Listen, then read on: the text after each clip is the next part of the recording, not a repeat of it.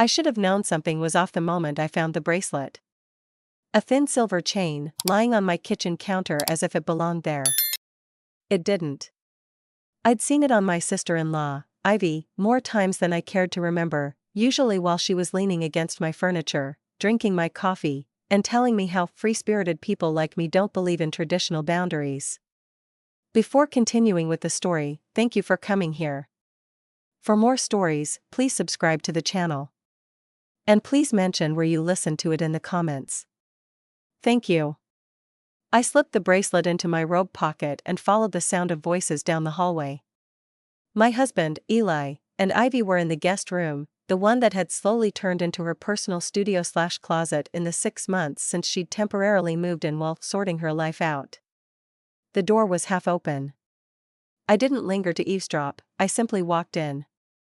And that's when she said it. "I want to live without you," Ivy announced, arms crossed, chin up, as if practicing a dramatic monologue. "I need independence, you know? My own path. My own choices. My own everything." Eli looked stricken. "We talked about this. Of course you can be independent. Just stay here until..." "No," she interrupted with a flick of her wrist. "I mean total independence, from everyone. But I'll still need the guest room and the car sometimes. And I'll need to keep using your bank card for groceries until my checks come through."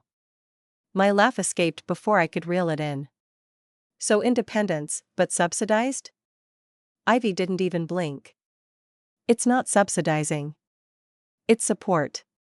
There it was again, her favorite word. Support. Always from me. Always taken, never reciprocated. They both turned toward me. Ivy's expression was martyr-like, Eli's was weary and pleading. "She wants to grow," he said quietly, as if explaining a delicate situation to a stranger. "And I do," she added, "but without people controlling me." Her eyes slid to me, sharp and pointed. I took a breath, steady and measured. "If you want to live without me," I said, "then not in my house and not on my dime." Ivy scoffed. Eli paled. The room felt suddenly small. "You're being dramatic," she said. "No," I replied, "I'm being clear. I'd thought that would be the end of it, a boundary set, a new plan formed." Instead, Ivy's jaw tightened as if I dared to insult her sense of cosmic purpose. "You can't kick me out," she said. "Eli said I could stay." I turned to him. The silence between us held years, good years, complicated years, years where I'd trusted his judgment even when it frayed. "Tell her," I said. His mouth opened. Closed. Opened again. "I just thought we could all support each other until she gets on her feet." "And how long is that?" I asked. Ivy shrugged. "When the universe decides." "Of course. The universe. Not effort. Not accountability." I reached into my pocket, feeling the cool metal of the bracelet. "You left this," I said, placing it on the dresser. "One less thing to forget when the universe gives you a sign." Her eyes narrowed. "You're heartless." "No," I said softly. "I'm done being used." I walked out before either could respond. But the moment I reached the living room, I stopped short. Something was off. The air felt wrong, charged, expectant. A subtle clue I couldn't yet name. It wasn't until later, hours later, when I made a call that shifted everything. Not to a lawyer. Not yet. To the county clerk's office. Because Ivy thought I'd forgotten something very important. But I hadn't. My name. On the deed. With a clause no one else remembered but me. By morning, the house felt like a stage where everyone had chosen their roles, except me. Ivy went about slamming cabinets as if performing righteous rage for an invisible audience, and Eli kept trailing behind her whispering half-hearted consolations. I stayed in my office, door closed, fingers lightly touching the edge of the chipped mug on my desk. The mug wasn't pretty, white with a small fracture along the handle, but it reminded me of my first years building my consulting firm. I kept it as a reminder of what I'd survived and how much clarity costs. Clarity was exactly what I needed now. At 10 a.m. sharp, my phone rang. County Clerk's office, this is Angela. Hi, I said. I'm calling about a residential deed, property ID ending in 4472. I need to confirm the clause on file. She placed me on hold. I stared at the mug, tapped my fingernail along the fracture, waited. Angela returned. Yes, ma'am. The ownership clause is still intact. Primary owner, you. Secondary, none. And the conditional occupancy clause from your purchase agreement, still valid. I exhaled. There it was. The conditional occupancy clause. The one requiring all long-term occupants to be approved in writing by the homeowner, me. The one Ivy definitely didn't know existed. The one Eli had forgotten entirely. Could you email me a certified copy? Already sent. I thanked her, hung up, and checked my inbox. The scanned deed appeared like an old friend, quiet, loyal, factual. I didn't print it. Not yet. Timing mattered. When I stepped out of my office, the scene waiting for me was almost comedic. Ivy sprawled on my couch, scrolling on her phone, Eli pacing like he'd lost something important and only half remembered what. He stopped when he saw me. Can we talk? Sure, I said. But Ivy answered first. Perfect. I actually need to go over logistics with you. Logistics? I repeated. She sat up straighter. Yeah. Since I'm choosing independence, I'll need a few transitions handled. First, the guest room stays mine until spring. I need stability while becoming autonomous. Second, I'll need access to Eli's SUV because my car registration still isn't sorted. Third. Stop, I said. None of that is happening. She laughed. You can't say that. It affects all of us. No, I replied, it affects me. My house. My finances. My space. Eli finally stepped in. Babe, can't we find middle ground? She's trying. I looked him dead in the eye. Is she? Because in that moment, Ivy's phone lit up. The notification preview showed a group chat named Manifestation Queens, followed by a message she'd typed but hadn't yet sent. She thinks I'm leaving, but I'll make her crack first. She tilted the phone away when she realized I'd seen it. Too late. Ivy, I said calmly, you're choosing independence. So choose it fully. I said I want to live without you, she snapped, not without the benefits of your life. And there it was, the truth she hadn't meant to say aloud. Even Eli stiffened. I made a few calls this morning, I said. Her eyes narrowed. About what? The house. I saw the flicker of something, fear? Confusion? Entitlement trying to rearrange itself, cross her face. This is my home, I continued. Legally. Solely. Purchased before Eli and I married. So, she challenged. So, I said, your residency here has never been approved.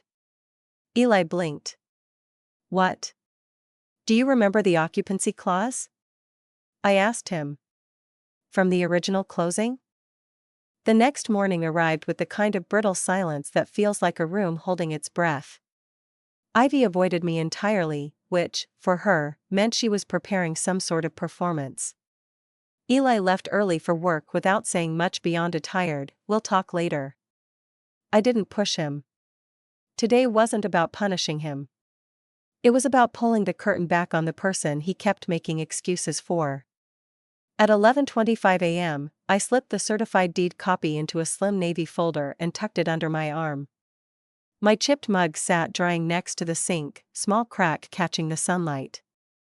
A reminder, fractures don't always mean something is broken. Sometimes they mean something survived. By 11:40, I was walking toward the community center. I'd already notified the HOA board, and they agreed that the occupancy dispute involving my property required formal review. It wasn't personal. It wasn't dramatic. It was policy. I knew Ivy wouldn't see it that way. She arrived late, sunglasses on indoors, phone in hand, lips pursed into a camera-ready pout. "This is ridiculous," she muttered as she sat beside me. "I told Eli I'm not doing this." "Yet here you are," I said calmly. She rolled her eyes and typed something into her phone. I didn't look, but the tapping was aggressive enough to signal she intended to use social media as a weapon later. It wouldn't matter. At exactly noon, the HOA chairwoman, Denise Alvarez, called the meeting to order.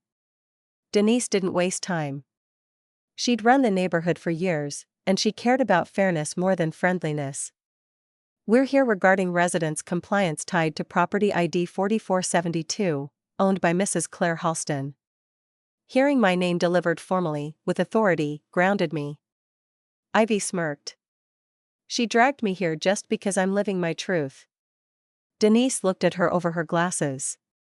"No, you're here because long-term occupancy requires authorization and documentation." Ivy placed a hand over her chest dramatically. "I didn't know. No one ever told me." I opened the folder slowly. "You never asked."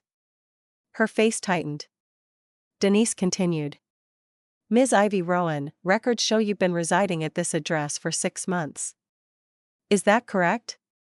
Ivy crossed her arms. "Temporarily." "6 months exceeds temporary definition under our bylaws," Denise replied.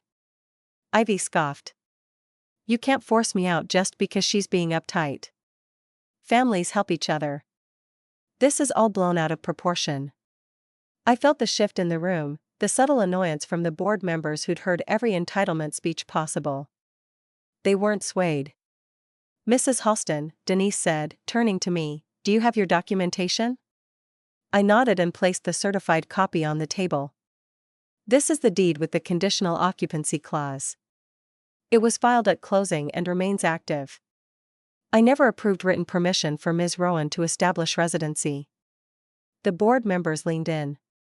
Their eyes scanned the clause. The room hummed with quiet validation. Ivy's face flushed. "So what? You're going to shame me over paperwork?"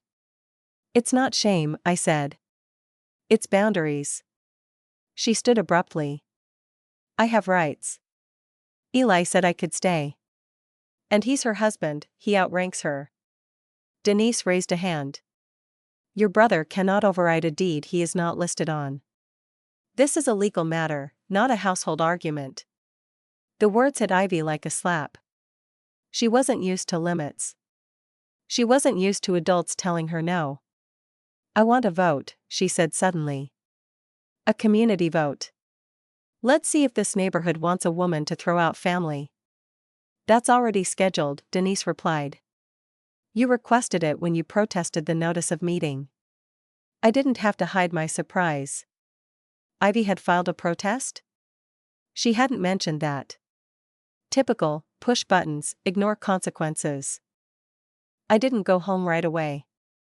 I needed the drive, 15 quiet minutes to let the adrenaline settle and the strategy surface. Ivy thought she'd won something by threatening to go public. She had no idea what she'd handed me.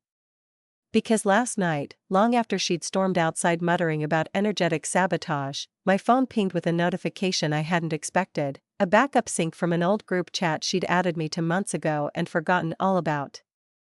A chat she used to brag in. Vent in. Scheme in. I'd opened it out of curiosity. What I found wasn't curiosity fodder, it was ammunition. Timestamped messages, screenshots, voice notes. Messages like, "She doesn't even realize I can drain her for months, rich women love being needed. I'm going to push her until she breaks. Tears always make Eli take my side. If I keep acting helpless, she'll never kick me out. Universe hack." And the voice note, the one that sealed everything. Ivy laughing, whispering. "I'll say I want independence, then guilt trip her into paying for it." Every message was timestamped, stored, synced automatically. She had handed me her entire blueprint. By the time I parked in our driveway, my plan was no longer a haze, it was a map. Inside, Ivy was pacing the kitchen, talking into her phone, performing distress like a method actor. She's obsessed with rules, she wants to control me. I'm the victim here. She saw me, hung up dramatically, and fixed her expression into solemn indignation. You humiliated me, she snapped. No, I said, setting my bag down. The community enforced its rules. You want me homeless. I want you responsible. She scoffed. You're heartless. Facts feel heartless when you're used to excuses, I replied. Her cheeks flushed red. Well, guess what? I'm going live tonight, and I'm telling everyone what you did. You think you can hide behind bylaws? People will crush you. I almost felt sorry for her. Almost. Do what you think you need to, I said. Just make sure your story is complete. She faltered. What does that mean? I didn't answer. I walked past her, headed upstairs, and left her floundering in unfinished possibilities. Eli was in our bedroom, sitting on the edge of the bed with his head in his hands.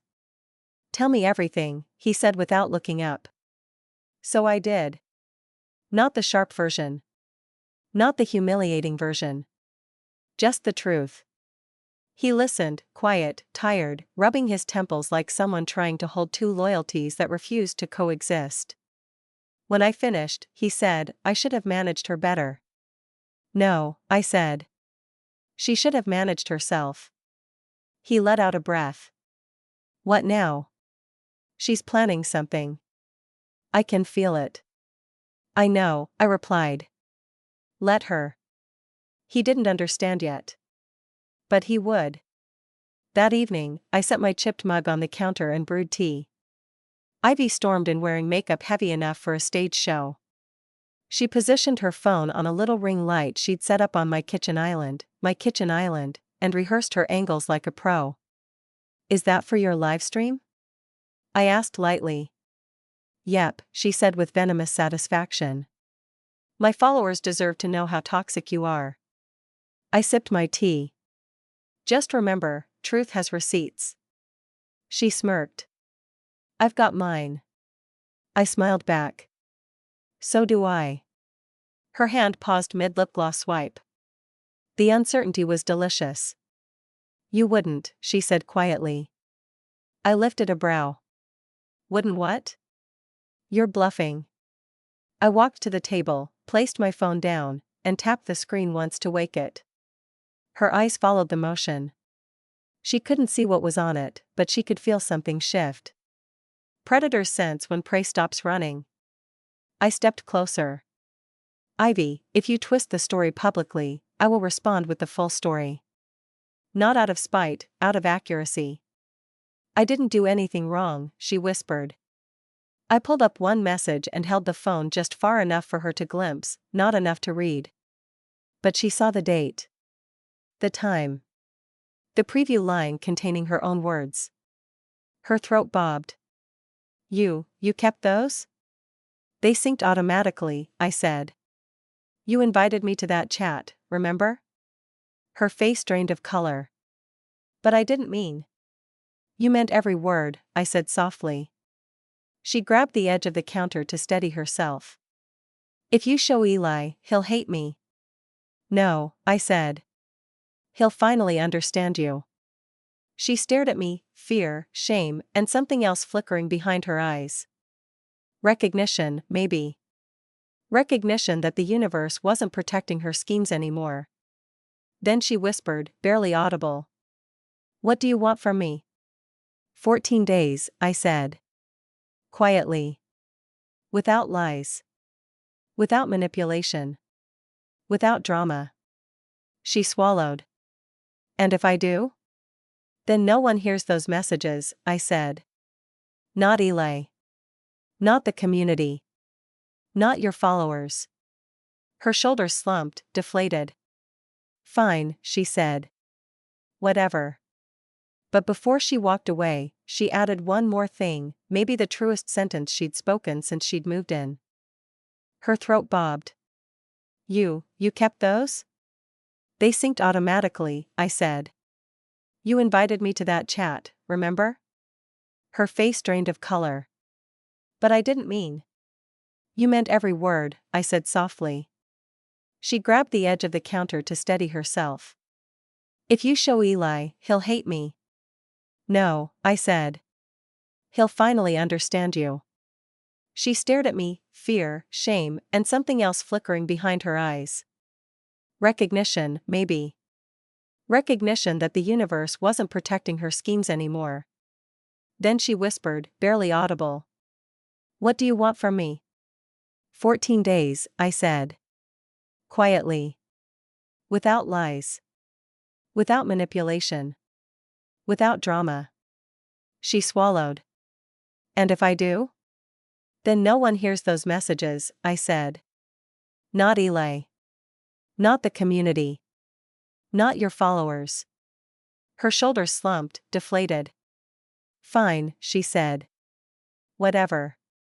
But before she walked away, she added one more thing, maybe the truest sentence she'd spoken since she'd moved in. You really don't play fair.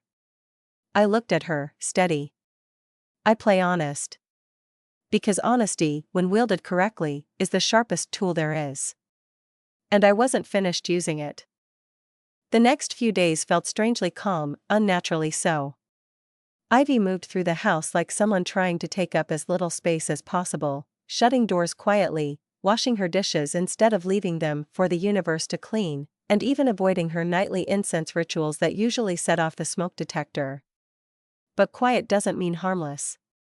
Quiet can mean calculating. And I could feel her calculating every time she glanced at me. Eli, meanwhile, was drifting in his own conflict, guilt for enabling her, confusion over the revelations, and something that surprised me, respect. He watched how I moved through the situation, how I never raised my voice, how I stuck to boundaries without making scenes. One night he said softly, "You're handling this better than I ever could." I didn't need the compliment. But I accepted the truth inside it. On the 5th day, I found the sea blue scarf Ivy always wore draped over the banister, the one she claimed was blessed by an energy healer. It was tangled like she'd ripped it off mid-thought. A clue. She was spiraling. And sure enough, at 8 p.m., a knock echoed from the front door. Not a polite knock. A police knock. Ivy sprinted down the stairs. Oh my God, finally. Finally someone is taking my side. I blinked. You called the police? She straightened her blouse, trying to look victimized. I told them I was being forced out unfairly. Eli appeared behind us, rubbing his face. Ivy, what are you doing? Getting justice, she said, chin up. Watch. She opened the door dramatically, like she expected a detective sent from the heavens. Instead, 2 uniformed officers stood there, visibly tired, clearly expecting nonsense. Ma'am, the first officer said, looking at Ivy, you called about an eviction dispute. Yes, she said. They're kicking me out illegally. Please come in. The officer held up a hand. We can speak right here. She blinked, performance interrupted. I stepped forward. Officers, this is my home.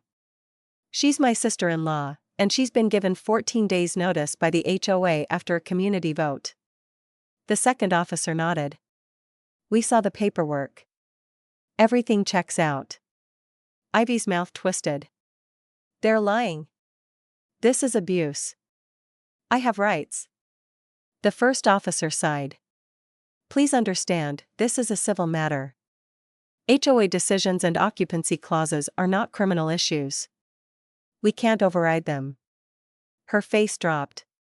So you're not going to remove her from the house? The second officer stared at her. Ma'am, she owns the house. It should have ended there. But Ivy wasn't done humiliating herself. She's blackmailing me, she shouted. The officer raised an eyebrow. How? She has messages that make me look bad. Did you send them? That's not the point. Eli covered his face. Oh God. The officer looked at me.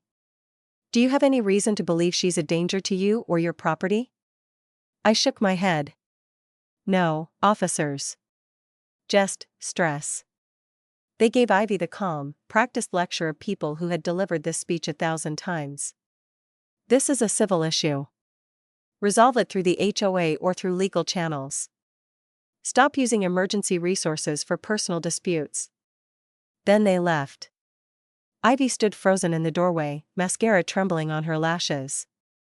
You embarrassed me, she whispered. No, I said softly. Your actions embarrassed you.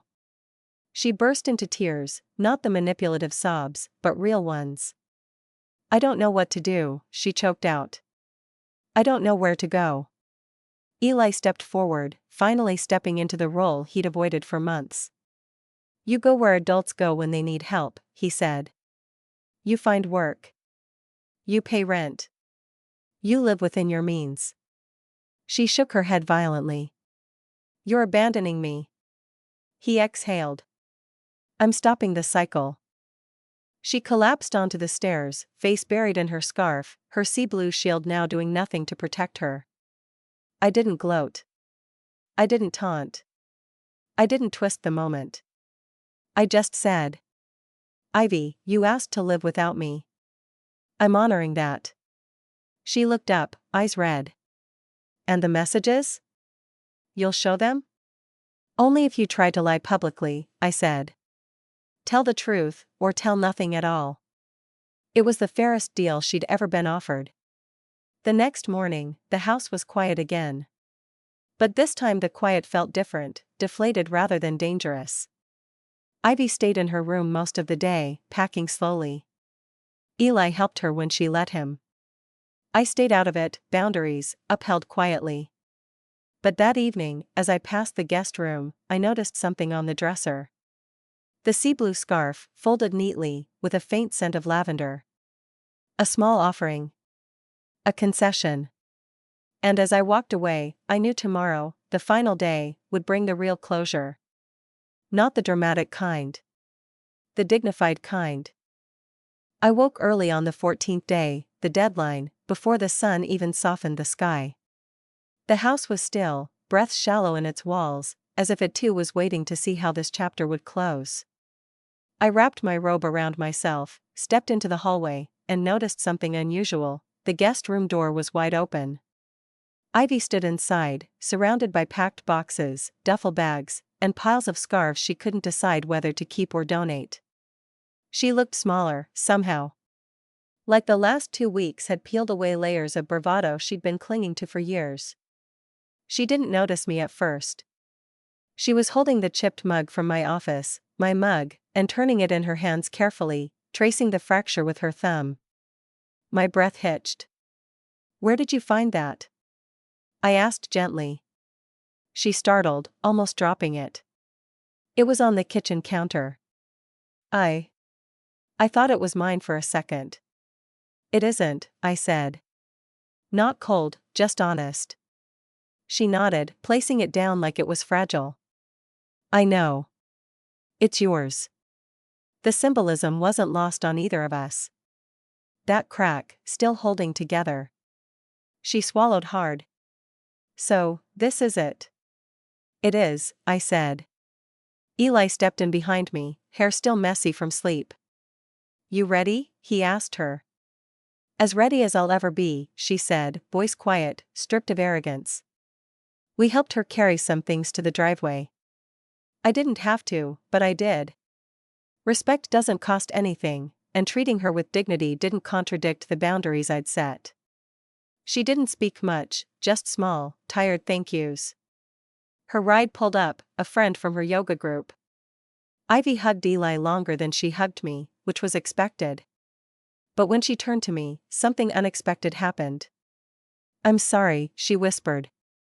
Not for everything, I'm not there yet. But for using you. For staying when I knew it wasn't fair. I nodded. Thank you for saying that. She glanced at the house, the patio she'd claimed, the window she used to sit by while critiquing my decor. I really did want independence, she said. I just didn't want to pay for it. Honesty. finally. That's how independence works, I replied. You earn it. You build it. Her eyes welled. I'm scared.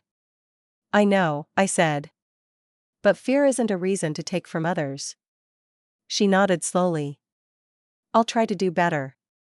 When she climbed into the car, she looked back one last time, not with resentment, not with smugness, but with humility. And then she was gone.